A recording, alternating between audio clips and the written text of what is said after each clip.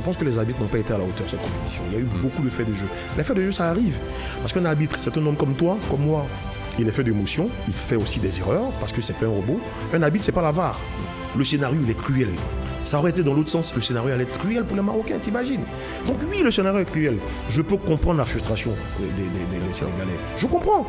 Nous, on a vite déchanté. Parce que le trophée, c'était pas le plus important pour nous. Le plus important pour nous, et je l'ai dit dans des épisodes précédents, c'est que l'Afrique accueille le monde au Maroc pour cette Coupe d'Afrique. C'est vrai, il y a des personnes qui sont contre le Maroc, comme il y a des personnes qui sont contre la Côte d'Ivoire, contre le Mali. Mais non, au-delà des mais personnes, tu ne peux pas généraliser. Mais des médias, les médias égyptiens, les médias algériens, peut-être qu'aujourd'hui les médias sénégalais, ils sont anti-Maroc au travers de cette CAN, mais ça transparaît sur pense que c'est irresponsable. C'est pas que le foot.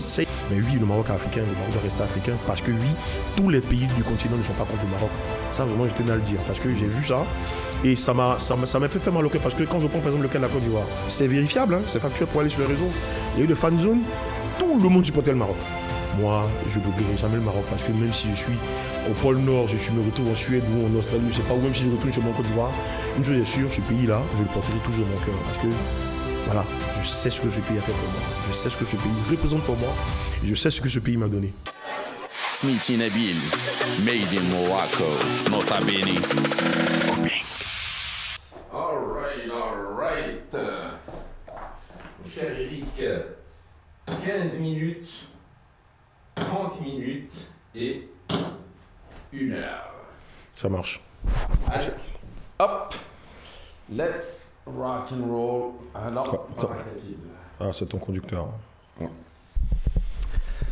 Assalamu alaikum wa marhaba bikoum dans un épisode nécessaire et obligatoire déjà en tant que média après cette Coupe d'Afrique des Nations, plus particulièrement peut-être après cette finale Maroc-Sénégal, mais surtout ce contexte dans les réseaux sociaux, sur Internet, de ce qui se passe. Et je ne pouvais pas penser à un meilleur invité que notre cher ami Eric Oula, fier africain, journaliste, chroniqueur foot spécialisé, expert en football africain. C'est la deuxième fois que je te reçois sur ce plateau. Avec grand plaisir. Et merci beaucoup d'avoir répondu présent. Merci Nabil, merci à tes abonnés aussi. Bonjour à vous. Ouais. Eh bien écoute, on va rentrer directement dans le vif du sujet. Déjà de ton regard de chroniqueur et expert foot Afrique. Cette Coupe d'Afrique et plus particulièrement, on va y aller directement, cette finale Maroc-Sénégal et surtout cette dernière demi-heure lunaire. Ouais, je dirais waouh parce que on va dire que finalement une fête africaine qui devait se terminer avec, on va dire voilà, avec l'apothéose, les feux d'artifice et puis voilà avec toute la grande ferveur africaine qu'on connaît. Malheureusement, elle se termine un peu, je dirais, en queue de poisson avec tous les événements, on va en parler. Et puis voilà on va dire la déferlance des réseaux sociaux qui fait qu'aujourd'hui finalement on en ressort un peu avec le cœur meurtri, on va dire en queue de poisson. Voilà, je pense qu'on va en parler, puis voilà. Donc je suis tout oui, je suis tout à toi. Ben oui, écoute, déjà, bon, d'un point de vue purement footballistique, écoute, il y a eu, mais même avant cette finale, il y a eu cette campagne de lynchage, on va dire, sur les réseaux sociaux, sur l'arbitrage, justement, après la position que le Maroc occupe actuellement, surtout par rapport à la CAF, par rapport au travail extrême qui a été fourni. C'est un chantier de lobbying. En fait, tous les pays, le Rwanda, le Qatar à l'échelle internationale, c'est un travail nécessaire qui se passe au niveau d'institutions parce que le soft power footballistique va bien au-delà du gazon. Bien sûr. Mais maintenant, ça s'est retourné contre nous. Dans les réseaux sociaux et le rôle que les médias jouaient en train de dire que ouais, le Maroc il a acheté des arbitres et toutes ces inepties. Je comprends parfaitement. Et pour que à la fin une décision arbitrale, qu'elle soit correcte ou pas, n'a pas été respectée et les conséquences ont été que je pense qu'on a évité un cataclysme sur le terrain. Bon, mon avis sur la question, d'abord, je suis quand même très surpris que les gens découvrent le soft power parce que le soft power est vieux comme le monde. Je pense que ça, voilà, le lobbying il existe depuis la nuit des temps. C'est vrai que voilà, il se décuple en fonction des décennies. Aujourd'hui, on peut parler peut-être du soft power du Maroc, mais après, je pense que voilà, on ne découvre pas cela. La CAF, comme bien d'institutions, a toujours été, je veux dire, le théâtre de lobbying. Avant ça, on a eu le lobbying camerounais avec Issa Hayatou. Et bien avant Issa Hayatou, il y a eu le lobbying égyptien. Là, maintenant, je en parlais tout à l'heure. On parle du lobbying des Rwandais. on ne peut pas fustiger le fait que Fawzi Leggia, qui est le président de la Fédération royale marocaine de football, aujourd'hui bénéficie effectivement de cette carrure de cette prestance au niveau de cette institution. Mais voilà, il n'a pas inventé le lobbying, quoi. Le lobbying, ça existe partout. Je pense qu'aujourd'hui, toute fédération sérieuse aimerait bien positionner son pays en termes d'investissement de football, en termes de rayonnement de football. Toute fédération sérieuse aimerait justement avoir ce lobbying. Donc je ne vois pas le faux procès qu'on fait à M. Fawzi Leggia, parce que je pense que il est à l'image de tous les présidents de fédération. C'est juste que il y a un soft power qu'il faut saluer au niveau du Maroc. Je ne le dis pas parce que je suis ici, parce que tu me connais, ma voix est indépendante. Je ne le dis pas parce que je suis résident ici. Mais je ne vois pas le faux procès qu'on fait en ce moment au lobbying. Après, pour revenir justement à tout ça, c'est vrai qu'il faut noter qu'il y a eu, c'est vrai, une campagne qui a un peu plongé tout le monde dans le fantasme selon lequel le pays organisateur, le Maroc, serait favorisé par les arbitres. C'est vrai qu'il y a eu peut-être certains faits de jeu au cours de la compétition qui ont pu peut-être nourrir peut-être ces fantasmes et cette théorie du complot. Mais après, ça reste du football. Je pense que tous les pays organisateurs, je me rappelle encore, la CAN qui avait été organisée par la Guinée équatoriale en 2015, où la Côte d'Ivoire sort victorieuse.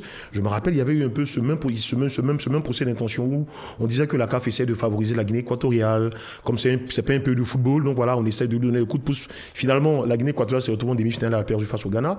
Mais je pense que c'est ce procès qu'on fait très souvent aux pays organisateurs. Après, c'est vrai qu'il y a eu peut-être certains faits de jeu qui ont été en la faveur du Maroc, mais il y a eu aussi des faits de jeu qui ont été aussi en sa défaveur. Donc je vais pas dire que je découvre, parce que je suis journaliste, on me la fait pas, je sais. Mais après, je pense que cette campagne-là a plutôt desservi le Maroc. Finalement, il y a eu un peu comme, on va dire, un climat de suspicion qui a commencé à s'étendre un peu sur la compétition. Et puis après, on va parler aussi de la nébuleuse des réseaux sociaux, parce que je pense que ça aussi, ça a décuplé la suspicion, ça a décuplé un peu tous les fantasmes qu'il y a eu autour de la compétition. Et ça, je pense que ça a créé aussi cette atmosphère délétère-là. Voilà. Mais écoute, moi déjà, en tant que Marocain, le fait que je sois actif dans ma création de médias par rapport au foot, j'ai participé à 3 Coupes du Monde. Je suis le représentant officiel des supporters marocains pour la FIFA dans leur FIFA World Cup Daily pendant 2022 à Qatar. Ta parole n'est pas anodine, voilà. Non, mais c'est surtout que moi, c'est au-delà. Moi, je suis un novice dans les rouages sur le terrain, mais je suis très conscient que, en tant que créateur de contenu et de personne des médias sur Internet, j'ai aussi un rôle à jouer, à construire. Ma lecture aussi, c'est quoi ? C'est que le Maroc, après Qatar 2022, c'était une victoire certes pour l'équipe nationale marocaine et le chantier de la Fédération marocaine de football, que ensuite il a été transposé comme un élan panafricain du football africain pour l'asseoir au niveau où est-ce qu'il se doit être par rapport à la FIFA et au monde. Ce que je déplore, c'est que la CAN, lorsqu'elle a été instaurée dans les années 50, on est en plein les colons qui commencent à partir, et dans cet élan post-colonialiste, cette CAN était un petit peu un pied de nez à tout le monde. Regardez, on peut organiser un tournoi déjà entre nous. Nos joueurs seront convoqués pendant peut-être des périodes où est-ce qu'eux, ils jouent dans leur club à l'étranger. Et que, en fin de compte, juste après les phases de poule, on a complètement perdu ça. Et que ce levier de la CAN dans une Afrique post-coloniale est en train de se retourner contre nous et de créer cette division que l'on a voulu combattre, qui a été instaurée par le colon. Bien sûr, je suis d'accord avec toi, je partage je vais dire la même lecture que toi. À la base, la Coupe d'Afrique, comme bien d'autres mouvements, est un mouvement panafricaniste qui permettait justement aux Africains, à travers les luttes pour les indépendances, de pouvoir justement avoir une parole officielle à travers le sport. Voilà, il se trouve que nous sommes à l'ère du numérique, les choses ont changé. Voilà, nous on commence à être un peu d'une certaine époque. Je te le disais tout à l'heure en off.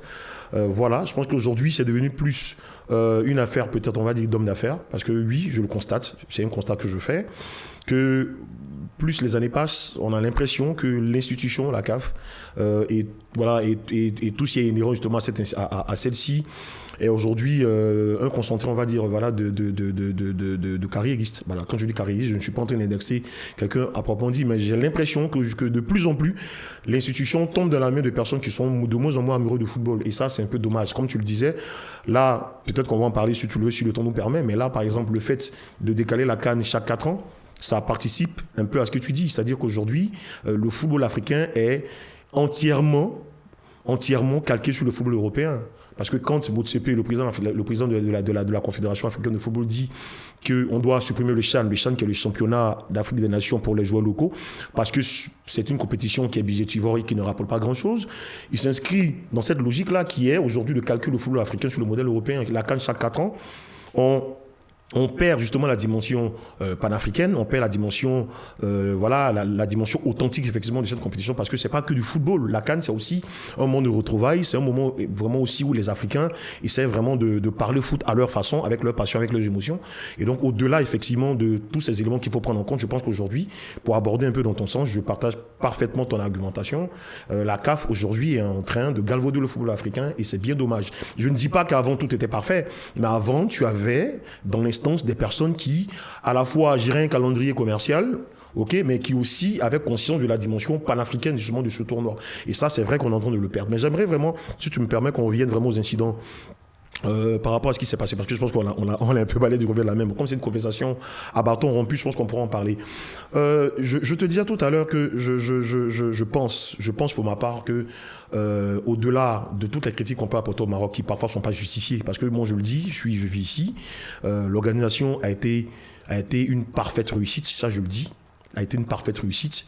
Vous savez, mon accréditation de journaliste, j'ai parcouru un peu les sites, j'ai vu un peu, l'organisation était parfaite. J'étais en Côte d'Ivoire, qui est mon pays.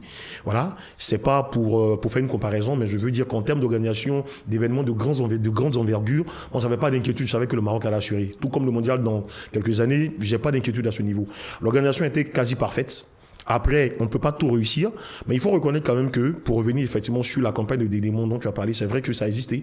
Mais après, je pense qu'il appartient justement à nous qui prenons la parole, parfois qui avons la prétention parfois de prendre la parole sur certains sujets, de prendre un peu de recul par rapport à tout ça et de ne pas faire parfois d'amalgame. Parce que, bien entendu, un mec qui prend son téléphone et qui parle, qui dit voilà, l'organisation ici, il n'y a pas de hype, il n'y a pas ceci, il n'y a pas cela, il parle en son nom. Il parle en son nom. Quelle est sa crédibilité? C'est lui qui a un téléphone qui parle aujourd'hui. Tu vois? Bon. Ça, c'est des réseaux sociaux. Pour ne pas me perdre en fait de mon argumentaire, pour revenir à ce qui s'est passé, en dépit de tout ce qu'on peut reprocher, justement par rapport à l'organisation, par rapport à tout le reste, je pense que sur ce coup, la CAF a laissé un peu les choses aller. D'abord que sur un point de vue organisationnel, quand les suspicions des théories du complot ont commencé, comme quoi les arbitres sifflant en faveur du Maroc, comme j'ai dit, c'était des faits de jeu qui ont existé aussi dans les autres matchs. Je pense que c'était à la CAF de monter au créneau, et d'essayer effectivement de montrer sa neutralité, de dire que oui, il peut peut-être avoir des faits de jeu, on va améliorer l'arbitrage, mais le procès d'intention qui consiste à dire que la CAF sera achetée, les arbitres seront achetés, non, nous sommes une institution neutre, et nous, on atteste effectivement de la neutralité des matchs. Mais non, ils ont laissé le Maroc aller tout seul au casse-pipe, gérer tout ce déferlement, gérer toute cette campagne un peu de dénigrement là, tout seul.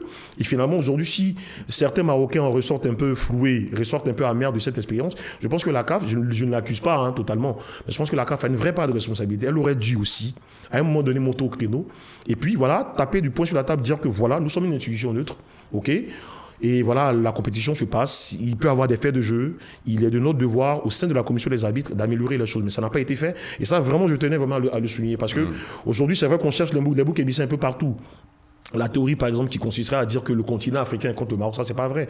Je pense que tout ça, la CAF aussi, à un moment donné, aurait dû dire ce qui se passe sur Internet reste sur Internet, parce que aujourd'hui, c'est une nébuleuse, tout le monde prend la parole. Tout le monde prend la parole. Les personnes qui ne sont pas crédibles, les personnes qui n'ont pas d'informations, les fake news, tu vois, n'importe qui, du confort de son salon, prend un téléphone et commence à véhiculer les informations. Ça, c'est dangereux. Mais je pense que pour rester dans le canevas de la compétition, la Confédération africaine de football aurait dû, quand les rumeurs et les accusations ont commencé à prendre une autre tournure, je pense que la CAF aurait dû monter au créneau et dire non, on nous fait ce procès-là chaque année quand on organise la Coupe d'Afrique. Il n'en est rien du tout. C'est des faits de jeu. L'arbitrage doit être amélioré. Je pense qu'on aura le temps d'en parler parce que j'ai beaucoup à dire aussi sur l'arbitrage de cette Coupe d'Afrique, surtout par rapport à la commission des arbitres parce que je pense qu'elle n'est pas bien gérée. Ouais, mais avant de passer justement à l'arbitrage, on va passer juste au cours de cette CAN. En tant que Marocain, il y a eu, hormis l'Algérie, il y a eu une campagne de lynchage dans les médias officiels de l'Algérie contre le Maroc. Ça, j'ai vu, pour des autres considérations depuis toujours. Depuis toujours, oui. Ça, j'ai vu, La grande révélation des Égyptiens. Les Égyptiens aussi. J'ai été surpris aussi, honnêtement. Et dans leurs médias nationaux. Mais c'est dû à quoi, selon toi? C'est dû à une Égypte déchue.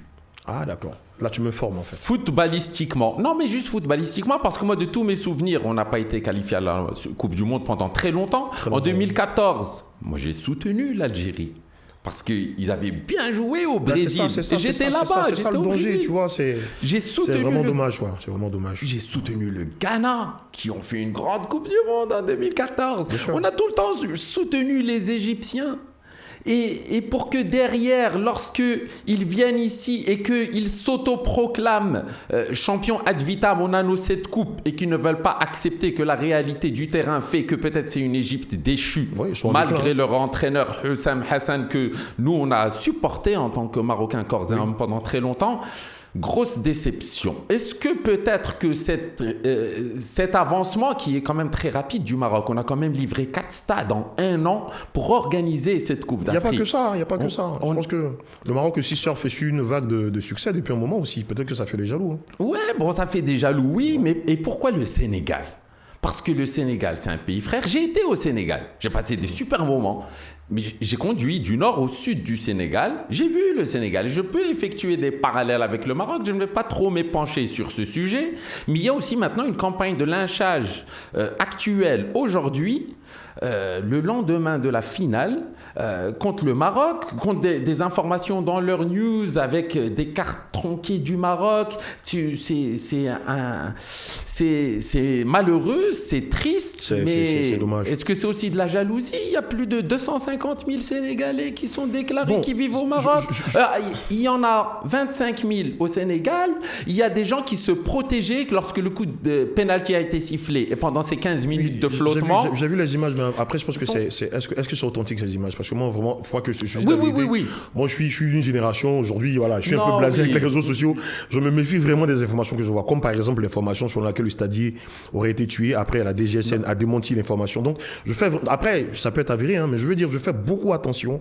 Parce qu'aujourd'hui, les réseaux sociaux, c'est devenu une vraie nébuleuse. Il faut vraiment faire attention. Parce que, comme je le dis, il y a tout et n'importe quoi sur les réseaux. Après, ça peut être vrai et ça serait dommage. Mais je ne peux pas, il ne faut pas avoir la mémoire courte. En tant qu'Ivoirien, tu l'as vécu. Les éliminatoires de la Coupe d'Afrique, lorsque le Sénégal avait perdu contre le Côte d'Ivoire et au 2-0, il siffle un penalty et que le match est interrompu avant la fin parce que j'ai de pierre et tout. Les joueurs ont été lapidés. Moi, pendant ces 15 minutes de flottement, moi, j'avais peur que lorsque Brahim Diaz marque ce penalty, qu'on se retrouve avec les mêmes faits. Bon, après effectivement, pour aborder la question, je pense d'abord, premièrement, que ce sont des actes à déplorer, hein, bien entendu. Je pense qu'on est tous amoureux de foot. Moi, je t'avoue que ma passion est en train de prendre un coup parce qu'avec tout ce qui se passe, pas seulement à cause de la CAN, mais bon, voilà, depuis un certain moment, bref, ça c'est moi.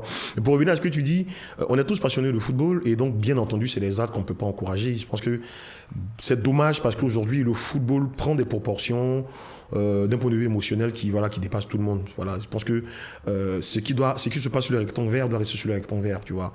Et donc, comme tu le dis par rapport au Sénégal, moi je suis pas sénégalais, c'est vrai, mais comme toi, effectivement, j'ai découvert, voilà, c'est cette déferlante sur les réseaux, que ce soit des blogueurs sénégalais, des blogueurs même d'ailleurs, même des blogueurs marocains. Je pense que chez eux, d'initiatives comme Nota Bene arrivent à point nommé parfois pour essayer vraiment de mettre un peu l'eau là et se dire que après tout, ça reste que du sport, ça reste que du foot. Malheureusement, ça prend des proportions que ça ne devrait pas prendre. Ça reste que du foot, tu vois. Parce que, comme je te disais, le danger, et là je reviens là-dessus et j'insiste, c'est pas que, parce que voilà, dire que c'est que les réseaux sociaux qui sont à la base, c'est pas vrai. Mais je pense que ça a été un instigateur de tout ce climat et de toute cette atmosphère délétère qu'on vit aujourd'hui, tu vois. Un mec aujourd'hui, il prend son téléphone, je prends un exemple tout bête, hein, il prend son téléphone, les Sénégalais, il dit voilà, je ne peux pas le Maroc, voilà, je ne veux pas que le Maroc gagne. Voilà, tout de suite, il parle au nom des Sénégalais. Mais tu vois la prétention, tu ne parles pas au nom de millions de Sénégalais. Je prends un téléphone, je parle au nom des Gabonais, je parle au nom des Kenyans, je parle au nom des Ivoiriens. Mais tu vois un peu le degré de prétention. Non, tu ne peux pas avoir la prétention de parler au nom d'un peuple. Donc, les actes isolés ne devrait pas, justement, il ne devrait pas faire d'amalgame et le confondre avec toute une communauté. Et ça, je le dis, et c'est valable partout. C'est valable partout. Mais ce qui est aussi valable partout, et pour avoir fait des matchs de foot un peu partout dans le monde, dans les stades, c'est quand même le seul pays dans un tournoi continental où est-ce que les supporters du pays, les Marocains, vont aller encourager des autres équipes où est-ce que dans nos réseaux, on a accueilli tout le monde à bras ouverts. Mais dans le cadre d'une compétition en tant que fan de foot et de l'équipe du Maroc, ça m'a toujours fait bizarre, mais je me suis dit, bon, cette singularité, elle est quand même belle à observer. Mais il n'y a aucun mal à être super patriotique, mais de là à ce que ça atteigne ce chauvinisme. Justement, voilà. Le mot est lâché. Le mot est lâché. Chauvinisme exacerbé. Il ne faut pas, parce que, comme je dis, finalement, ça doit rester que du football. Ça doit rester que du football. Ça doit rester que du foot. Maintenant, l'opinion publique marocaine, elle a déchanté. Et on le voit là sur Internet ces dernières 48 heures. C'est malheureux parce que regarde là, résultat des courses, il y a une déferlante de tout ce que nous avons fourni qui ne nous était pas demandé. Non seulement on le rétracte, mais là on se dit, bon, il faut avoir une autre approche, il faut être sur la défensive par rapport à... Il faut qu'il y ait il faut qu'on réagisse, qu'on venge. Je comprends parfaitement ce sentiment et comme je le disais ce matin à un ami marocain, je pense que cela peut s'expliquer aussi par la douleur de la défaite et aussi par ce sentiment un peu un peu ce ressentiment du fait d'avoir tout donné et en retour justement d'avoir reçu tout ce qui a suivi. Ok, à tort ou à raison. Moi je pense que le temps fera son effet. J'espère que les blessures vont être pensées parce que après tout, moi je vis ici. Ok, donc le sentiment que certains Marocains ont d'avoir été floués, d'avoir tout donné, d'avoir été hospitalier parce que oui, le peuple marocain est hospitalier. Moi je vis ici. Ça sonnerait faux que je dise que voilà, c'est un peuple qui n'est pas hospitalier parce que tu ne vis pas d'un peuple depuis plus de 10 ans où tes enfants y naissent. Tu vois, donc voilà, je pense que je peux comprendre ce sentiment et je le comprends parfaitement. Ce sentiment d'avoir ouvert ses bras à tout un continent, d'avoir ouvert ses bras à des visiteurs, d'avoir ouvert ses bras à toutes les équipes, et puis avoir un peu ce sentiment d'avoir été lynché sur les réseaux. Oui, et c'est ce que je dis aux gens, il faut se mettre un peu à la place aussi des supporters marocains. Moi, je vis ici, donc je comprends ça. Je comprends ça. C'est vrai que parfois, ça s'exprime un peu peut-être parfois avec des paroles un peu racistes, avec, j'ai vu les réseaux ce matin, la négrophobie, le racisme, ça je vois. Ça, c'est des excès. Mais après, pour rester lucide, je peux comprendre ce sentiment de frustration, parce qu'il y a la défaite. Et puis au bout, on a le sentiment, effectivement, de ne pas être compris, on a le sentiment d'être rejeté, malgré qu'on donne de l'amour aux autres. Et voilà comment est-ce qu'on est reçu. Mais je pense que c'est le moment où il faut appeler au calme, rester en paix et se dire que il ne faut pas faire d'amalgame. Parce que comme je le dis, moi, fièrement, j'ai supporté le Maroc du premier match contre les Comores jusqu'à la finale. Le Sénégalais peut ne pas comprendre, mais toi, Côte d'Ivoire, avec Sénégal, voilà, on est presque voisins. Mais oui, parce que c'est ça, parce que effectivement, le foot doit rester que du foot. Un peut supporter, par exemple, je ne sais pas, le Sénégal parce qu'il aime bien Sadio Mané. Tu vois, rien que ça. Bon, je peux supporter, je ne sais pas, je prends un exemple, je peux supporter le Nigeria parce que j'aime aussi même. Ouais. Et ça s'arrête là. Mais aujourd'hui, tu vois, c'est décuplé parce que voilà, ça touche à la fibre patriotique. Tu vois, et quand tu vois, ça prend des proportions parce qu'on ne sait pas raison garder, parce qu'on veut aller au-delà du foot. Pour moi, il faut rester sur le rectangulaire. Il faut rester dans les tribunes. Ça reste une passion, ça reste du foot. Et je comprends que ça convoque la fibre patriotique. Je comprends cela. Ouais. Même en Côte d'Ivoire, nous aussi, on a parfois nos petits excès. Mais on garde toujours, parce que c'est ça aussi la particularité des Ivoiriens, on garde toujours notre humour, les ondaires, on rigole avec tout. Mais oui, parfois aussi, il y en a qui partent dans les excès. Mais il faut que ça reste que du football. C'est ce que je dis. Donc, je comprends effectivement ce sentiment aujourd'hui que beaucoup de supporters marocains ont. Mais je pense que c'est dû aussi à la douleur de la défaite. Et je pense que les défaites souvent arrivent à point nommé pour pouvoir construire des grandes victoires. Mais après, pour revenir vraiment à ce que je dis, je tiens vraiment à insister là-dessus. Je comprends ce sentiment, mais il ne faudrait pas faire d'amalgame parce que ça reste que du football. Quelques supporters sénégalais. Bon, il faut dire les choses stupides, il faut dire les choses parce que c'est pas à cause d'une contestation qu'on casse un stade. C'est pas stupide, c'était sauvage. Non, mais il faut devant les caméras du monde entier. Il faut nommer les choses. Il faut nommer les choses. On peut pas expliquer ça. Une décision aussi, elle a beau être litigieuse. Je pense que voilà, le sport c'est ça. On a tous joué au foot, Nabil. Parfois tu joues un tournoi, tu as l'impression que l'arbitre est contre toi. Après tu te fasses, non, tu ne veux pas. Parfois tu enlèves le maillot, tu le jettes par terre, mais à un moment donné, tu le reportes et puis tu reviens sur le terrain. Je pense que, et tu vois, c'est cette passion-là qu'on est en train de perdre dans le foot. Après, voilà, je ne suis pas naïf, je sais qu'il y a des gros enjeux aussi derrière. Mais moi, c'est cette passion que j'ai du football depuis enfant qui a fait qu'aujourd'hui, je suis rentré dans le journalisme, je me suis toujours intéressé au foot. Aujourd'hui, voilà, je suis chroniqueur, voilà, j'interviens dans le débat. Mais voilà, c'est cette fibre-là que j'ai jamais voulu perdre. Et malheureusement, elle est en train de s'effriter parce que tu constates aujourd'hui que le football aujourd'hui prend des envergures. La passion et les émotions sont au-dessus de la passion saine qu'on devrait avoir autour du ballon. Tu vois. Et il faut vraiment qu'on revienne au plus important. On revienne à l'élément central. C'est qu'un jeu comme le tennis, comme le basket, comme le badminton, comme le volleyball. Il faut qu'on revienne aux fondamentaux. Ça reste que du foot. Il ne faudrait pas que ça aille au-delà. Mais est-ce que dans ce cas-là, que ça aille au-delà, parce que les débordements des supporters sénégalais sur la pelouse, condamnable, mais au-delà de ça, c'est que typiquement, c'est nous qui déterminons en tant que pays organisateur où tout le monde est assis dans tous les matchs du monde. Bien sûr. Personne n'est au virage, au bord de la pelouse. On a quand même ouvert nos gradins pour que les gens qui nous visitent lors de ces matchs puissent supporter leurs équipes en plein virage. Alors que d'habitude, tu restes, toi, tu es derrière des filets, il faut que tous les supporters sortent et toi, tu sors sous escorte avec la police. Et on n'a pas eu à faire ça. Mais tu m'informes pas, j'étais là, j'ai tout vu. Après, moi, je suis heureux que Diaz ait raté son penalty. Non, mais faut pas dire ça. Oui, parce qu'il y aurait eu des débordements. Non. Si. Il ne devrait pas avoir de débordement. Il a eu un penalty. Non. Après, si tu veux qu'on parle du penalty, tu veux qu'on parle des faits de jeu. Bon, on en parle, on y va, on met les pieds dans le plat. Ça revient à ce que je disais tout à l'heure concernant les arbitres. Je pense que les arbitres n'ont pas été à la hauteur de cette compétition. Il y a eu beaucoup de faits de jeu. Les faits de jeu, ça arrive. Parce qu'un arbitre, c'est un homme comme toi, comme moi. Il est fait d'émotions, il fait aussi des erreurs, parce que c'est pas un robot. Un arbitre, c'est pas la VAR. C'est pourquoi il y a la technologie, pour l'aider dans sa tâche. Mais je pense que les arbitres n'ont pas été à la hauteur. Pour revenir au match, le premier fait de jeu, parce que M. Ndala, l'arbitre congolais qui arbitre le match, la finale, il est irréprochable de la première minute jusqu'à la 80e. Il arbitre bien le match, il tient bien son sujet, il garde le sourire, même si je sais qu'intérieurement, il bouillonne parce qu'il est stressé. Mais ça commence à partir vraiment en cacahuète à partir de la 40e. Premier fait de jeu. Il y a un duel dans la surface de réparation. OK ? Hakimi va au duel, je pense, avec le défenseur sénégalais Sek. OK ? C'est un duel. D'accord ? Lui, il a 3 mètres de l'action. Quand il y a le duel, lui fait face au duel. Quand le ballon quitte la tête du Sénégalais, automatiquement, il siffle faute. Ça veut dire qu'en fait, avant même que le but ne rentre, il avait déjà interrompu l'action. Là, je pense que c'est une erreur d'arbitrage. Parce que les nouvelles règles, les nouvelles prérogatives aujourd'hui des arbitres, c'est de laisser les actions aller à leur terme. Parce qu'il y a la VAR qui peut intervenir. Ouais. Donc je pense que la première erreur de M. Ndala, l'arbitre central, c'est qu'il siffle l'action. Il siffle, en fait, il annule l'action de jeu parce qu'il siffle faute. Je suis Achraf Hakimi. Après, on peut interpréter. Il y a faute ou il n'y a pas faute. Ça, c'est un autre débat. Mais déjà, l'arbitre, il interrompt l'action. Mais derrière, il y a but. Les Sénégalais se sentent floués parce qu'ils pensent qu'il y a duel.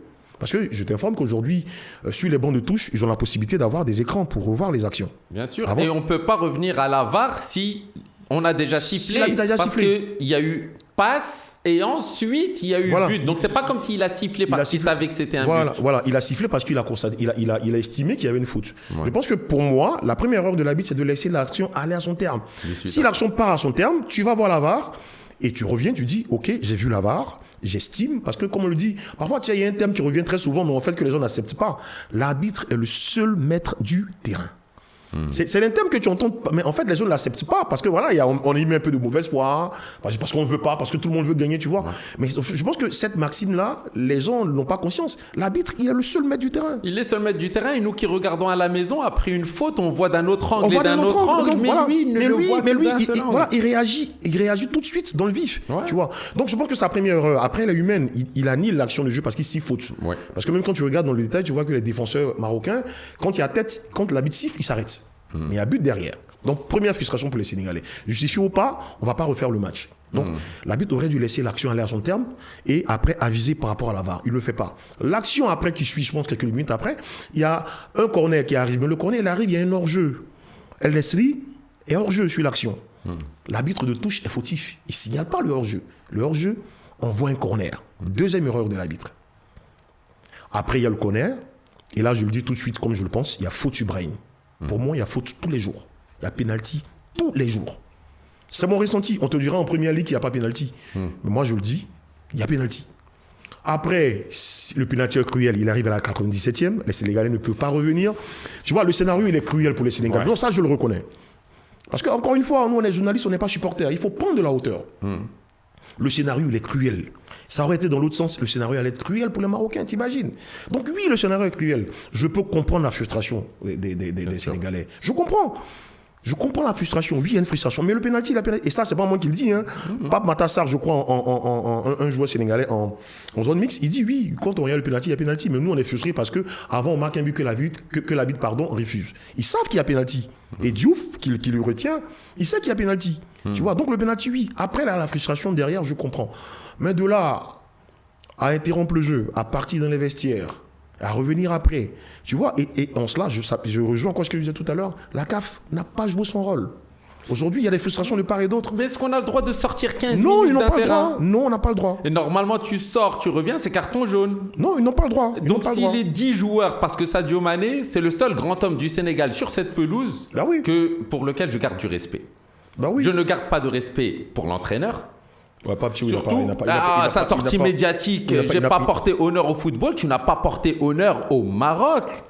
C'est le Maroc il est venu au Maroc. Et au Sénégal aussi. Il est venu au Maroc pour obtenir sa licence d'entraîneur en 2023. Et en 2024, il est devenu sélectionneur de l'équipe A du Sénégal. Ça, de 1. De 2, il n'a pas respecté le foot. Mais il n'a pas respecté... Même le Sénégal aussi. Parce que tu représentes un écusson, tu ne dois pas quitter le terrain. Non, ça, je le dis.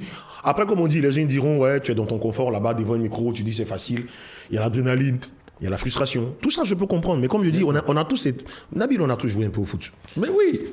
Donc, on connaît la frustration. Mais je lui dis encore une fois, la frustration ne doit pas excuser ce genre de comportement. Vous restez sur la pelouse, vous tempêtez, vous vous plaignez. On n'est pas d'accord, monsieur l'arbitre, oui. Mais vous ne partez pas dans les vestiaires. Ça, non. Tu vois. Et ça, personnellement, moi, j'ai vu. Sur le coup, je peux dire, waouh, le scénario était cruel pour les Sénégalais. Tu vois le match qu'ils ont livré, la compétition qu'ils ont réalisée derrière. Tu vois, mais là, vraiment, perdre comme ça, mais parce que c'est vrai, il y a pénalty. Perdre comme ça, c'est vraiment cruel pour eux. Est-ce qu'ils vont pouvoir revenir? Parce que le match est terminé. Ça, je comprends.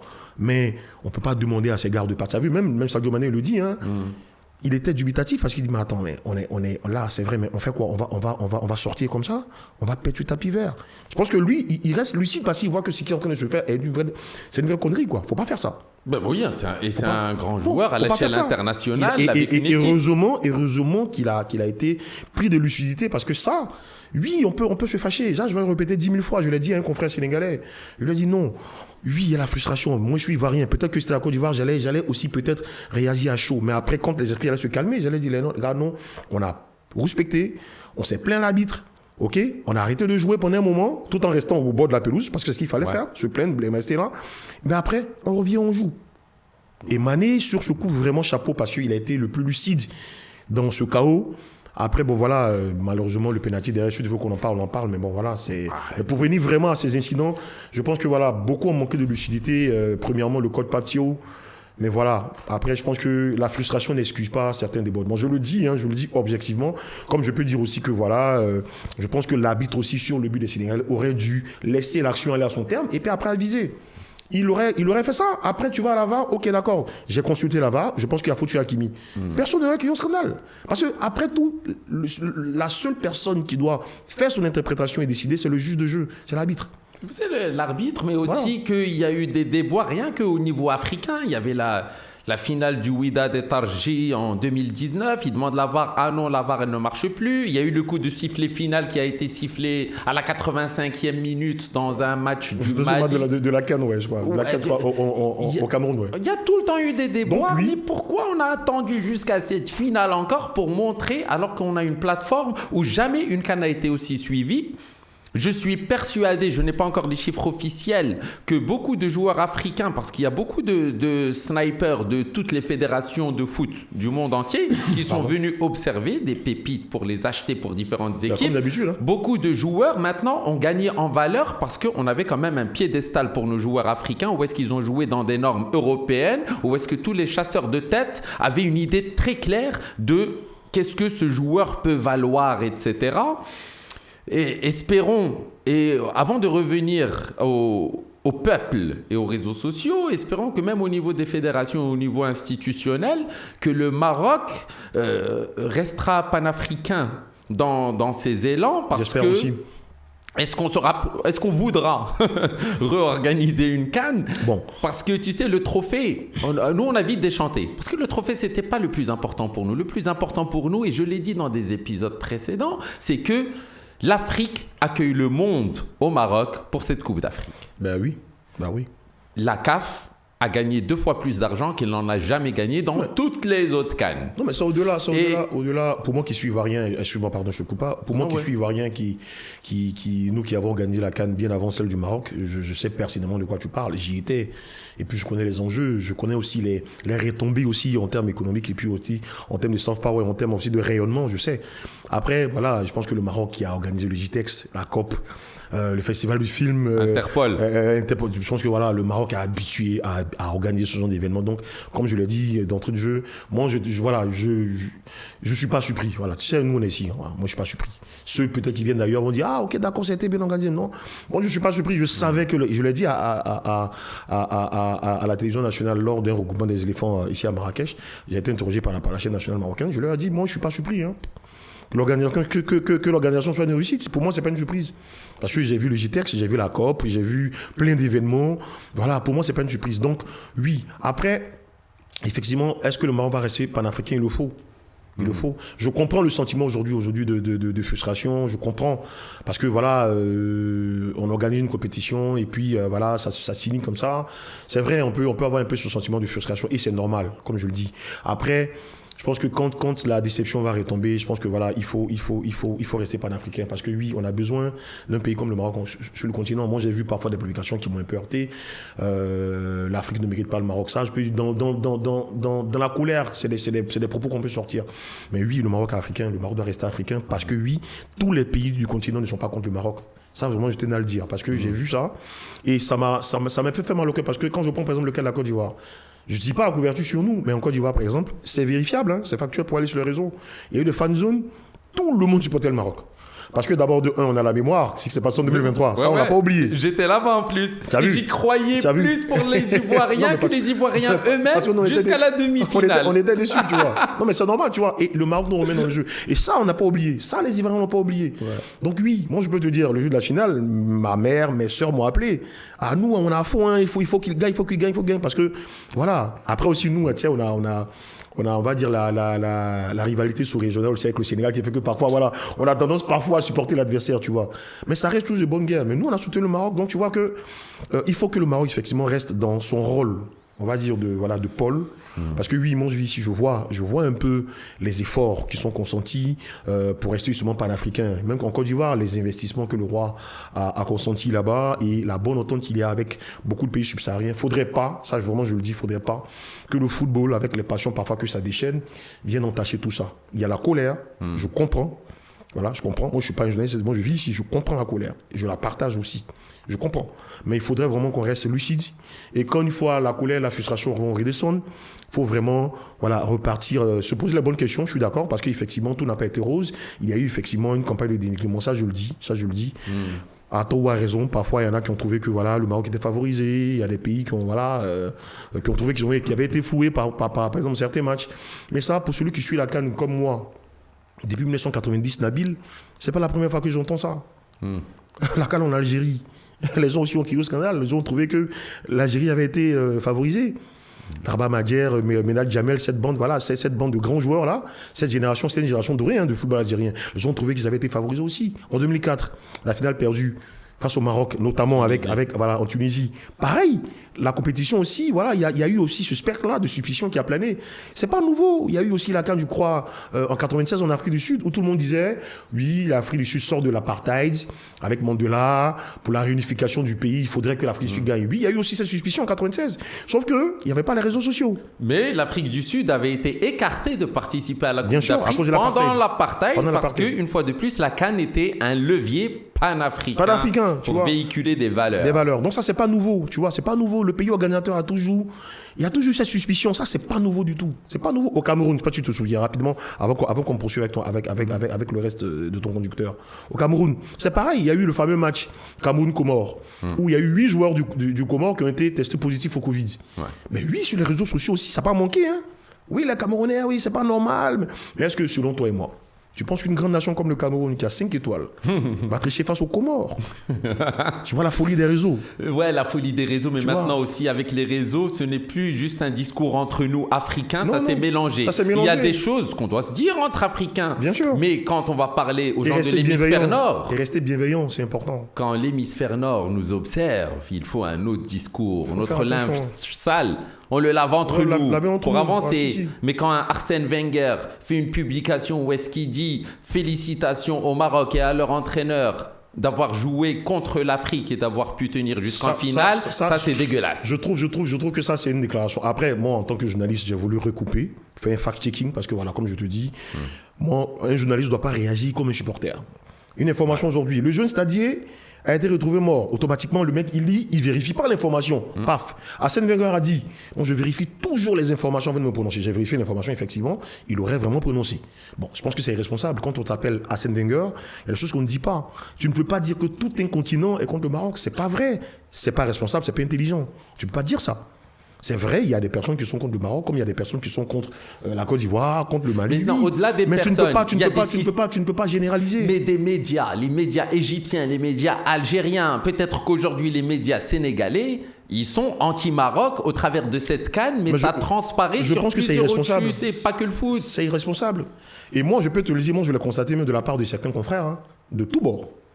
Parce qu'effectivement, on n'arrive pas à prendre de la hauteur. Si, toi, en tant que journaliste, toi, Nabil, qui a une plateforme comme Nota Bene, qui doit prendre la parole dans l'espace public, je pense que tu es crédible pour le faire. Tu as fait les Coupes du Monde, tu as fait les Coupes d'Afrique. Mais tu vois, si nous, encore, on ne peut pas avoir une parole qui est aseptisée, on ne peut pas faire attention à ce qu'on dit, c'est dangereux. Moi, j'ai vu des journalistes, parfois, relayer des fake news, des rumeurs. Non.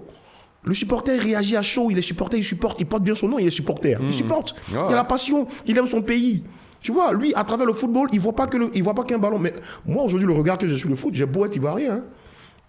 Quand je vois le foot, je vois 22 mecs qui courent derrière un ballon. Peut-être que je vais être un peu clivant. Mais aujourd'hui, avec le football tel que le football est devenu, je vois 22 millionnaires qui courent derrière un ballon. J'ai plus la même passion. Non, mais je le dis, c'est comme ça que je le vois. Et donc, si je dois me prendre la tête pour 22 millionnaires qui courent derrière un ballon, qui exacerbent notre fibre patriotique et qui l'instrumentalisent, ben, il y a un problème. Il y a un problème, il faut faire attention. Donc voilà, je pense que, voilà, je parle peut-être de beaucoup de choses parce que j'ai tellement à dire sur le sujet, mais il faut savoir raison garder, ça reste que du football. Ouais, ça reste que du foot. Ça reste que du football. Voilà. Maintenant, on est à l'horizon aussi de cette Coupe du Monde 2026. Avant ça, on a la Coupe d'Afrique féminine qui est organisée au Maroc. Au Maroc, ouais. Bon, et le tirage, j'ai voulu... Maroc, Algérie, Sénégal dans le même groupe. Oh, punaise. J'ai voulu prendre l'accréditation, mais pour te dire vrai, comme je te dis, au sortir de cette Coupe d'Afrique, je sors un peu avec beaucoup de ressentiment quoi, par rapport à ce que le football est devenu, la CAF qui fait pas son boulot, les arbitres qui sont pas à la hauteur. Je vois il y a des carriéristes, des affairistes qui s'invitent dans le jeu du foot. Il y en a qui sont là, qui n'aiment même pas le foot mais qui y sont parce qu'ils veulent avoir de la visibilité.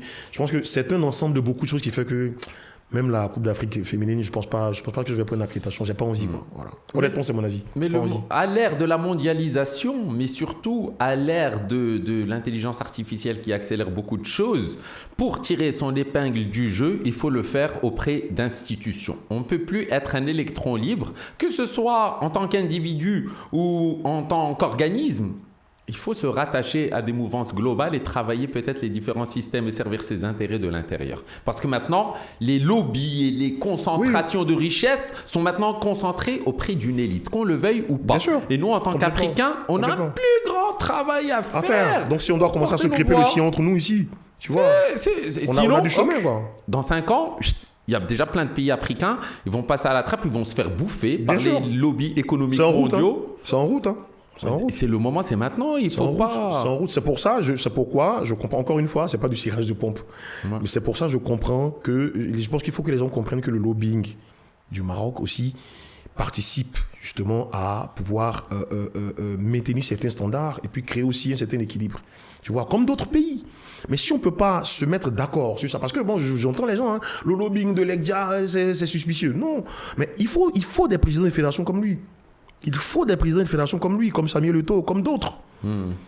Tu comprends? Mais qui doivent comprendre la dimension panafricaniste, justement, que ce genre de lobbying doit avoir. C'est vrai, on dira que voilà, chacun doit tirer la couverture sur lui d'abord, mais il faut se mettre dans un élan panafricain pour faire avancer les choses. Mais bien sûr, et surtout... C'est important. Et donc, on a besoin des personnes qui ont de l'influence au sein des grandes institutions, qui peuvent aussi, à travers leur pays, notamment comme le Maroc, à travers un bon soft power aussi, positionner à la fois leur pays, mais positionner aussi l'Afrique. Parce qu'effectivement, une CAN comme celle qui a été organisée en Côte d'Ivoire avec de bons standards, comme celle qui vient de s'organiser, qui vient de finir au Maroc avec de très bons standards, oui, je pense que là, on part crescendo là, en termes d'organisation et en termes vraiment de nivellement. Tu vois. Mais si encore, on doit sortir de cette compétition aigrie, énervée, parce que voilà, il y a eu des couacs.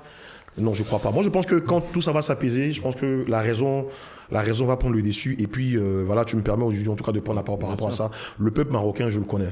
Je le connais un peu. Je n'ai pas la prétention de le connaître entièrement, mais moi, je le connais. Je connais quand même un peu bien. Non, si, je le connais. Non, mais pourquoi je rigole? Je connais ce peuple. Je connais ce peuple. Je sais qu'actuellement, il y a la colère, mais je connais ce peuple. Son hospitalité légendaire. Bon, j'en suis un produit. Ouais. Je suis très bien placé pour en parler. Ouais. Voilà. Donc, celui qui part, qui quitte ailleurs, qui vient, qui parle, il ne comprendra pas. Il va dire, ah non, il parle parce qu'il est là-bas. Il n'est pas indépendant. Rien à voir. Moi, depuis que je suis dans ce pays, on ne m'a jamais empêché de faire quelque chose que je veux. Ce qui est légal. Voilà, j'ai toujours travaillé sans problème, j'ai jamais eu de problème. Pourquoi?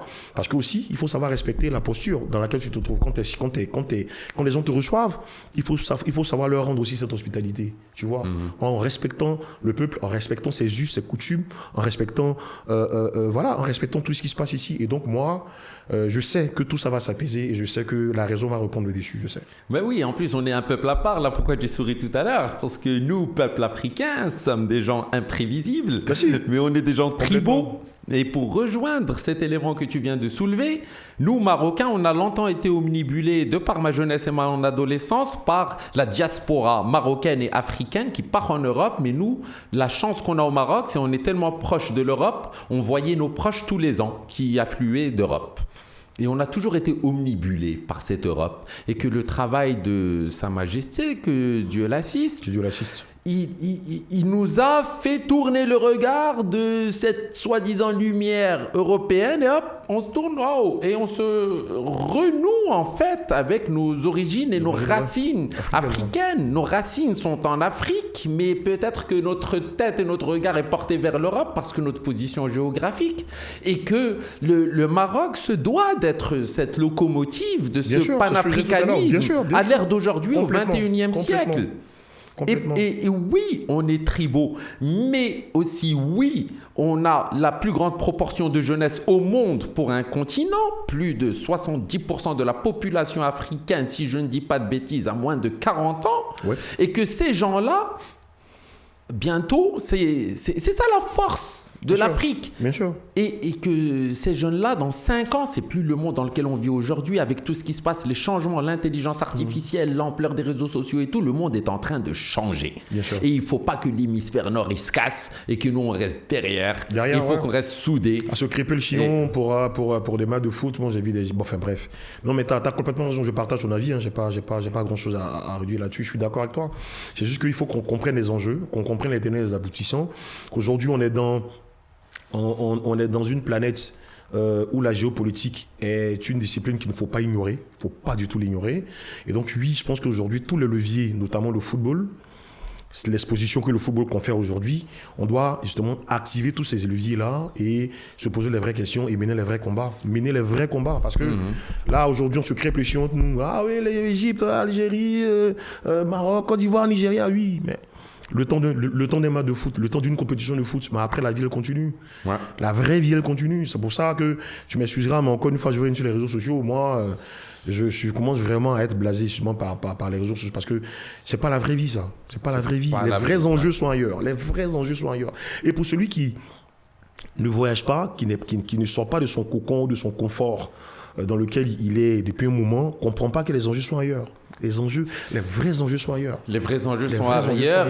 Et avec ou sans nous, les chemins sont tracés. Bien sûr. Et ce que j'espère, je vais arrêter de déplorer, mais ce que j'espère du peuple sénégalais, que j'ai côtoyé pendant un mois, j'étais là-bas pendant le soulèvement contre Macky Sall, lorsque Sonko a été incarcéré. On était en voiture, on a sillonné tout le Sénégal, et au moment des soulèvements, on n'est pas parti. On est resté au Sénégal.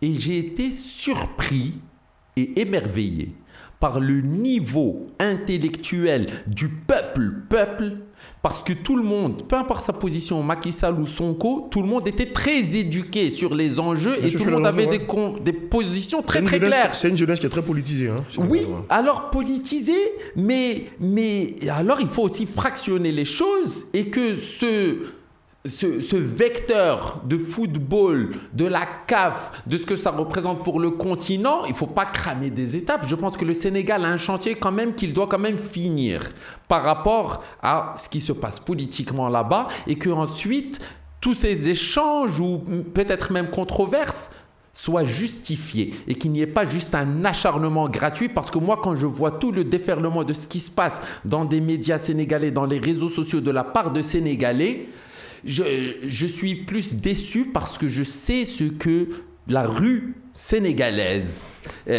a véhiculé, a apporté dans des moments vraiment décisifs pendant cette période-là, il y a 2 ans. Et je veux pas dire, j'ai pas encore perdu ce respect-là parce que je sais que ce peuple est un peuple de lumière et capable. Tu soulèves une question qui est très importante, Nabil, justement de la responsabilité des médias. Ok, la responsabilité des médias engagés là, parce que là tu parles de journalistes sénégalais, de blogs sénégalais. Qui sont ces personnes, mais quelles sont ces personnes qui animent ces blogs ou ces plateformes? C'est ça le problème. Et moi je peux te dire que c'est aussi dans la continuité effectivement de mon constat par rapport au football, par rapport au rôle même des médias, par rapport à la CAF, tout ça. Aujourd'hui, est-ce que les personnes effectivement qui prennent la parole dans l'espace public sont des personnes responsables, crédibles? C'est une vraie question, parce qu'aujourd'hui, comme je te disais, je peux te dire par exemple que nous, au niveau de la Côte d'Ivoire, on a déploré par exemple une chose au niveau des journalistes accrédités. Il y a eu des influenceurs, et ça crée une vraie polémique en Côte d'Ivoire, ok? Des influenceurs qui étaient en conférence de presse, qui posaient des questions aux sélectionneurs ivoiriens. Des influenceurs.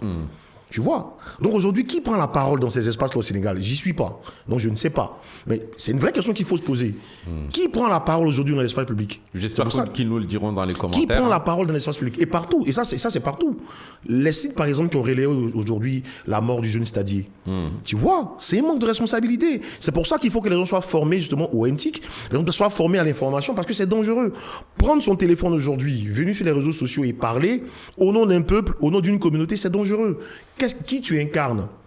Non. Il faut qu'ils nous disent, maintenant attention. au Maroc, il faut que ces informations arrivent. Justement, parce qu'il y a ce flux incroyable où il n'y a que de la haine qui est déversée. Je suis d'accord. Et donc je termine mon propos pour dire qu'il faut effectivement que les professionnels s'emparent justement de ce genre de thématiques, qui sortent du bois et voilà, qui parlent vraiment comme des voix autorisées, parce que n'importe qui aujourd'hui peut prendre son téléphone, créer un site et puis voilà, venir divulguer une information, aussi fausse soit-elle. Donc je ne suis pas en train de défendre ou quoi, mais je veux dire que le regard ou bien le recul intellectuel que toi tu as, je pense qu'il faudrait que les gens s'inscrivent aussi dans cette démarche de faire attention, parce que tous ceux qui prennent la parole sur les réseaux sociaux ne sont pas forcément crédibles. C'est ça le truc.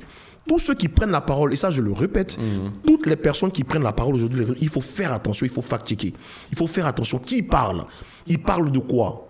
Et les plus suivis, et le plus grand nombre de clics ne sont pas les plus légitimes. Tu comprends? Il faut faire attention. Donc, et ça c'est dommage, parce que aujourd'hui, un mec se lève, il prend le téléphone, il peut dire n'importe quoi.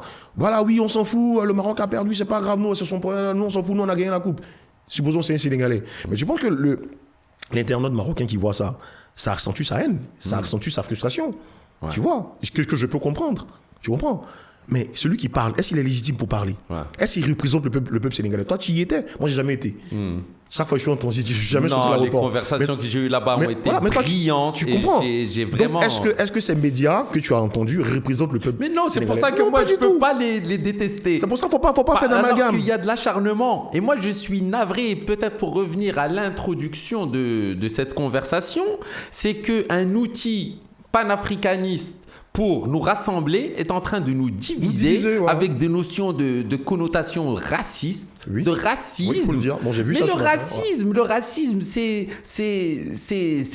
j'ai pas envie de le banaliser comme ça, mais c'est l'homme blanc et l'homme noir, l'homme africain, tribaliste, pas civilisé dans la cambrousse et tout, contre les gens des Lumières, de machin, de bidule. Et maintenant, eux, ils sont passés à autre chose. Et nous, on est là en train de perpétuer. On se réapproprie les mêmes rélots négatifs et puis on se fait la guerre. Non, mais si, complètement, t'as complètement raison. Et c'est dommage. Moi, je trouve que c'est dommage parce que, moi, déjà, à la base, pour moi, le racisme, c'est de la bêtise humaine. Pas autre chose. Il n'y a pas à conceptualiser parce que voilà, des mecs comme les Gobineau, des obscurantistes, puis je disais philosophes ont essayé de conceptualiser ou théoriser le racisme comme quoi c'était un truc, voilà, des peuples qui viendraient civiliser d'autres. Pour moi, c'est de la pure bêtise humaine parce que moi, ce Gobineau, tu me le mets en face, il ne pourra pas tenir dans une conversation 2 minutes avec moi. Tu comprends? Ça n'a rien à voir avec la couleur de peau. Je pense simplement que c'est de la bêtise, les gens qui ne se cultivent pas, qui ne voyagent pas, qui ne sortent pas, qui ne se confrontent pas à d'autres réalités sociologiques qui peuvent se vaudrer ou s'incruster dans ce genre de débat qui vole bas. Donc oui, j'ose espérer effectivement que des gens auront la hauteur d'esprit de comprendre que oui, le football peut être aussi un vecteur qui déchaîne les passions et malheureusement peut aussi activer une certaine fibre nationaliste qui fait que voilà, parfois on pense que à travers le match de football, c'est sa nation qui est flouée parce que c'est comme ça que le supporter y voit. Pourquoi est-ce que l'arbitre qui siffle mal contre mon pays, si siffle pas contre mon pays, c'est qu'il est contre moi, c'est que les autres, tu vois. Et tout de suite, il y a la fibre nationaliste qui prend le dessus. Et pourtant, dans le fond, ça devrait pas. Ça devrait pas. Tu vas trouver, par exemple, des mecs qui te diront, bon, moi, j'ai juste soutenu le Nigeria contre le Maroc parce que j'aime Osimhen. Ouais. Bah, il a le droit, c'est légitime. Il a le droit, tu vois. Moi, je vais te dire, bon, on va dire, bon, Eric, toi qui vis au Maroc, pourquoi tu supportes le Maroc? Je dis oui, parce que d'abord, de un, et ça, on va te dire clairement, j'ai la reconnaissance du ventre. Ok? Non, mais je suis factuel, j'ai la reconnaissance du ventre. Tu vis dans un pays depuis plus de 10 ans, tes enfants, ils naissent, ok? Tu y vis, tu y résides, tu n'as jamais de problème. Il faut être reconnaissant dans la vie. Moi, c'est ce qu'on m'a appris. Ça, c'est un. Mes filles, elles sont moitié marocaines. Elles sont nées ici. La plus petite, elle a fondu en larmes à la fin du match. Elle a mal dormi. Le matin, elle se réveille, elle ne voulait pas aller à l'école. Tu vois? Donc oui, ça c'est des raisons qu'il faut que moi je dois supporter le Maroc. Et je supporte aussi le Maroc parce que, je te disais tout à l'heure en off, et c'est l'occasion pour moi, parce que j'admire Regragui. Ouais. Tout ce qu'il a pris dans la gueule pendant 3 mois.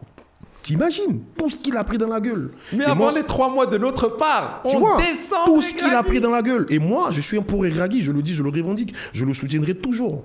Quand je vois la façon dont il a été lynché sur les réseaux, même après, j'ai entendu les mecs qui disent qu'il faut qu'il démissionne. Ouais, un journaliste en pleine conférence de presse. Voilà, journaliste. Oui, des journalistes, tu as des Européens à côté de toi, ils t'entendent poser cette question. Bordel. Quand est-ce que tu démissionnes? Tous les ascenseurs émotionnels qu'il a connus depuis le début de la compétition. Et c'est ce genre de questions que tu lui poses en conférence de presse. Tu vois, quand je te parlais tout à l'heure de la responsabilité des journalistes, qui est journaliste aujourd'hui? Qui est sur les réseaux sociaux? Qui est un blog? Les mecs, il y a un blogueur américain qui s'appelle quelque chose Speed, là, qui a combien d'abonnés, qui est invité, qui est reçu dans les pays comme un chef d'État. Mais lui, il a quelle légitimité? Il a que des abonnés. Qu'est-ce qu'il fait? Il fait le pitre, il fait le clown, et puis on l'invite dans les pays portés maillot, voilà. Mais ce mec-là, quand il retourne à Atlanta ou je ne sais pas où, dans son ghetto aux États-Unis, mais il n'a rien à branler des pays qu'il a visités. Il fait que du buzz, il fait que des vues. Donc, qui est légitime aujourd'hui pour prendre la parole dans l'espace public? Ouais. Mais il nous fait du bien par rapport aux États-Unis parce qu'il vient là où les médias américains ne vont pas. Ça, je suis d'accord. Démystifier ce côté africain. Ça, je suis d'accord. Parce que pour avoir vécu aux États-Unis, déjà, je suis arrivé en tant qu'Africain marocain. Oui, tu me l'as expliqué. Ouais, donc j'ai été victime quand même de gros racisme. Bien sûr.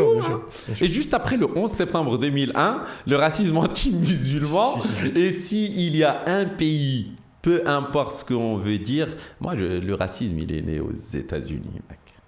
La notion de ghetto, de ségrégation, de stratification. Toi, tu l'as vécu. Ce modèle-là a été dupliqué ensuite sur tout le reste du monde et c'est déplorable. Ça, c'est déplorable. Donc, pour revenir à Regragui, je te coupe pas, pour revenir à Regragui, vraiment grosse force à lui, parce que je sais qu'il n'est pas beaucoup soutenu en ce moment, grosse force à lui. Voilà, moi, j'ai surtout aussi soutenu le Maroc à cause de lui, parce que j'ai trouvé que il prenait plein la gueule et il ne méritait pas ça. Parce que là où il a envoyé le Maroc en 2022 et quand les comparatifs ont commencé avec Secti, avec tout le reste, ah non, le code des U20 doit venir parce que non, mais il doit venir aujourd'hui parce qu'il gagne. Ce même, il viendra demain. Il va faire un bid, les mêmes vont réclamer Regragui. Tu vois, c'est clair. Tu vois, et c'est ça les supporters. C'est pour ça quand tu prends la parole comme toi, comme moi, comme X ou Y, il faut avoir une parole responsable parce que le supporter, c'est à nous. qui prenons la parole dans l'espace public, je ne dirais pas de l'éduquer, c'est prétentieux, mais c'est à nous, effectivement, de l'emmener sur la voie. Tu comprends? C'est pour ça qu'il faut être formé, il faut être crédible quand on prend la parole dans l'espace public. Il faut faire attention à ce qu'on dit. Tu vois? Donc, voilà, le supporter reste le supporter, il est émotif. Et en parlant justement d'émotion, on te dit ne jamais répondre sur le coup de l'émotion. Jamais. Et ne jamais faire de promesses sur le coup de l'euphorie. L'émotion. L'émotion, bien sûr. Ouais. Mais l'émotion, c'est pas bien. Et Pape Thiaw, je pense qu'aujourd'hui, l'adrénaline est descendue. Je suis sûr que quand il se retrouve, je parle du coach sénégalais, je suis sûr que quand il se retrouve devant sa glace, il n'est pas fier de ce qu'il a fait. Absolument pas. C'est pourquoi il faut savoir la gestion de l'émotion. C'est important. Aujourd'hui, toi, tout ce qui se passe sur les réseaux, c'est l'émotion. Quand, par exemple, j'entends une amie qui me dit non, là, moi, je vais changer mon attitude parce que je pense que c'est tout le monde entier qui est contre le Maroc. Je dis, ça, c'est ton émotion qui parle. Tu es en colère. Et je peux comprendre ta colère, mais ça, c'est ton émotion qui parle parce que c'est pas vrai. Donc, il faut pouvoir bien gérer ses émotions et faire attention dans toutes les situations. C'est pas facile, hein. C'est pas facile parce que nous, on parle du confort du plateau aujourd'hui, mais tu imagines si tu es sur le bord du terrain, on siffle pénalty pour toi à la dernière minute. Tu vois, moi, je me rappelle quand j'étais jeune dans les tournois, quand parfois il y a une décision que je trouvais parfois pas juste, je tempêtais, je m'énervais, parfois je prenais le ballon, tout ça. Oui, donc je veux dire, on a tous aussi à un moment donné, et voilà, on a tous laissé notre passion parler, mais à un moment donné, il faut toujours revenir à la raison et se dire que voilà, la passion ne doit pas prendre le dessus. Ouais. Ça reste qu'un jeu, ça reste que du foot. Moi, comme je le dis toujours, je le dirai partout où je serai. Moi, je n'oublierai jamais le Maroc parce que même si je suis au pôle Nord, me retrouve en Suède ou en Australie, je ne sais pas, ou même si je retourne chez mon Côte d'Ivoire, une chose est sûre, ce pays-là, je le porterai toujours dans mon cœur parce que voilà, je sais ce que ce pays a fait pour moi, je sais ce que ce pays représente pour moi, et je sais ce que ce pays m'a donné. Voilà, donc j'ai la reconnaissance de la raison et j'ai la reconnaissance du ventre aussi, c'est important. Tu es chez toi, mon frère Eric, et sur ces belles paroles, le Maroc, il t'aime, le Maroc, il aime tout le monde, et espérons qu'après toutes ces émotions, ça va passer, je connais le peuple. On se met sur les bonnes rails et qu'on avance ensemble. Je souhaite même qu'à la Coupe du Monde 2022, il fasse mieux. 26. Pardon, 2022. Tu sais, je suis tellement resté à l'épopée regrettée. Non, mais c'est vrai, ça m'a marqué cette époque parce que c'était la première fois que tu vois. Nabil, j'ai suivi le foot. J'ai suivi beaucoup. Je te dis que je suis le football de visu, vraiment de raison depuis 90. Ma première compétition, c'était la Coupe d'Afrique 90 en Algérie. Ouais. Depuis 90 jusqu'à maintenant, je n'ai raté aucune grande compétition majeure jusqu'à présent. Donc, je peux te parler de football. Je peux quand même t'en parler. À ma petite échelle, je sais. Le Mondial 90 avec Maradona, je l'ai regardé. Je peux te parler des matchs jusqu'à maintenant. Le penalty de Baggio en 94 contre le Brésil. Bien sûr, comme le Brésil, je l'ai vu. Ouais, à Pasadena. C'est mon premier souvenir. À Pasadena, oui, contre le Brésil. Ouais. Le penalty qu'il rate que Baggio. Il y en a plein. Ah. Donc oui, on peut parler de la Panenka aujourd'hui de Brahim Diaz. Mais voilà, je pense que oui, ça peut arriver. Après, je ne vais pas le condamner parce que voilà, ça reste sous le feu de l'action. Mais voilà, je pense que même si je pense que ce n'est pas un geste à tenter dans une finale à ce moment important et crucial, mais voilà, je pense qu'il ne faut pas l'accabler, ça reste que du football. Quoi. Non, Brahim Diaz, on l'aime. Notre équipe nationale, on l'aime. L'Afrique, on l'aime. Et sur ces belles paroles, belles conversations, mesdames et messieurs, ce fut un épisode en mode... oui, on est parti un peu. On a parlé un peu de tout. De Nota Bene ou Bink, en tout cas, bienvenue à vous sur cette plateforme. C'est votre média, c'est notre continent. Merci Eric pour tes sages paroles. Merci. Et on est ensemble. YouTube.